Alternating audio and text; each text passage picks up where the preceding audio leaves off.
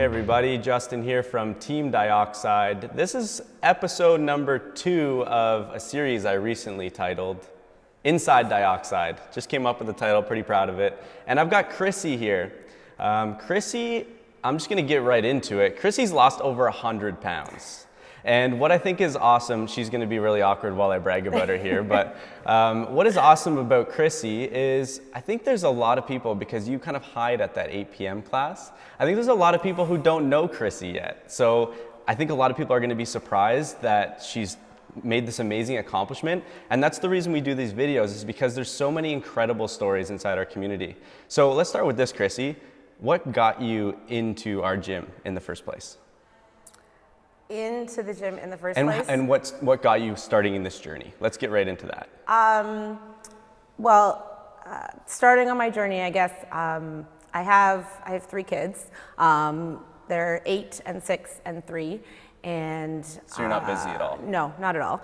And so that basically meant to me that I've been pregnant or nursing for 8 years of my life. Yeah. And so when my daughter stopped nursing, I kind of felt like I got my body back for the first time. Yeah. And, you know, I said kind of, what do I want to do with it? Yeah. And that's one of the things that got me in the door and got me thinking a little bit about myself for the first time in a long time is what do I want to do with my body now that it's mine again. Mm-hmm. And were you referred by somebody? My husband said, you know, you should try this. I think you really like it. I think it's right up your alley. Yeah. And but you had no ties to anyone really at the gym, which is actually pretty rare for us. Like, most people are like referred by somebody else in our community. It's pretty rare that someone just kind of like walks off the street and jumps in and loses 100 pounds. So that's what it was. That's what it was. Yeah, the feat is super cool. And what I joke that Crissi's like the Pac-Man of fitness, because she's got these like little bite-sized goals that have really allowed her to be super consistent. So I say it's like the Pac-Man, and she's got these little goals and she just like gradually gobbles them up as she goes. So that's one thing I wanted to talk about with you. You guys know, if you follow our content, we don't do transformation photos, right? We don't really talk about pounds and inches and all that stuff. We really, since you've come in, and you can talk about this too, we've just worked on like, hey, Crissi, here's the workout of the day. This is what we can do to best maximize this workout. And you focused entirely on performance. And I was watching her last night as she was over there doing a workout. And she's so present in the workouts. Like, a lot of people, they're doing the work, but their mind does not want to be there. They're probably thinking about like work and other things. Crissi's like counting reps, and I can see her like mouthing 1, 2, and it's like, it truly is your time. So the fact that you're super present, the fact that you've just focused on the process is what I've been most impressed with. For you, what allows you to do that? I think when I first started, I had no experience with anything like this. I had no experience with weights or like a high level of fitness or anything like that. And so I came in kind of from ground zero. And so I had a lot of learning to do.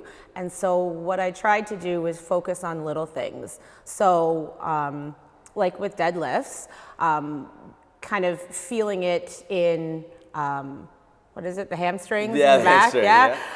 And so I could make that a goal for a day. And then, you know, if we were doing heavy deadlifts and I could feel it in my hamstrings, then, you know, that was something I learned, that was something I'd accomplished for the day. And so using the Pac-Man analogy, I guess, I was able to kind of have these little goals that allowed me to, you know, feel good about progress along the way. Yeah, so the deadlift analogy you used, I've also heard you talk about how you just wanted, in terms of diet, you wanted to have a good breakfast every day. Yeah. Right? Like, and you said 7 days, I want to have a good breakfast. Yeah. It's not like you planned out a cheat day or anything like that. You picked one meal that you wanted to conquer. Yeah. So those little bite-sized chunks, I think, are as kind of like a super valuable takeaway.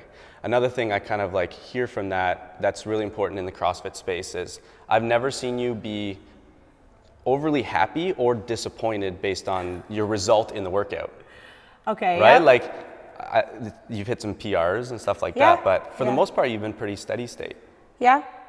You know, I think having the little goals allows me to see little bits of progress. And so, you know, if I were to come in and say, oh, I want to hit a PR today, and I don't, then, you know, I'm going to leave feeling kind of upset about it. But if I come in and just look to improve, and I have the mindset that, you know, I want to get better at whatever we're doing today, then it helps me feel good about what I've done when I leave. Yeah, in my opinion, that's like so in line with what I preach and we preach as coaches, right? Like you probably read that in our program. Yeah. So I think the big takeaway, I thank you so much for coming and talking to us. I'm like unbelievably proud because I've been in this industry for a really long time, like over 15 years now. And I don't think I've ever seen somebody be so humble and so consistent with the process to really overcoming what is a life-changing thing, right? You dropped an entire person off your body.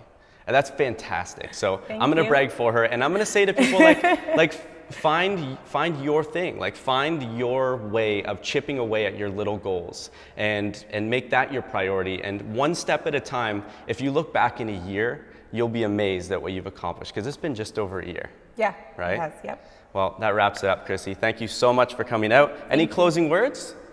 Not really, other than, like you said, just find your thing and stick with it, and little bits along the way and you'll get to the end. Love it. Pac-Man. Pac-Man. We'll leave it at that. Thanks, Crissi.